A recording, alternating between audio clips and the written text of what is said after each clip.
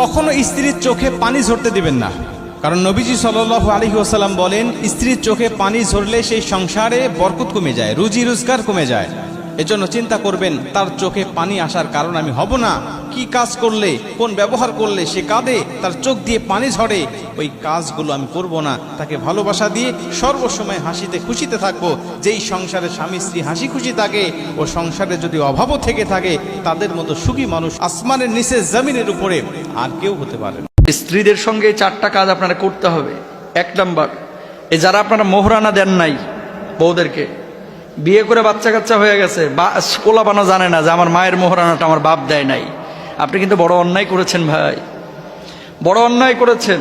আপনি মোহরানাটা আজকে আদায় করেন যদি সামর্থ্য থাকে, আর যদি সামর্থ্য না থাকে অন্তত বউয়ের কাছে মাপ চান, অন্তরে অন্তঃস্থল থেকে মাপ চান, মৌখিক মাপ না।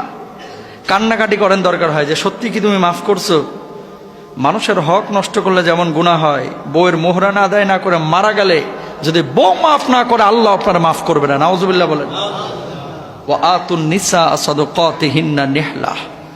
1 নাম্বার কি করবেন, স্ত্রীদের মোহরানাগুলো বুঝাইয়া দেবেন, কৌশল অবলম্বন করবেন না, আল্লাহর সাথে গাদ্দারি বেঈমানি করবেন না।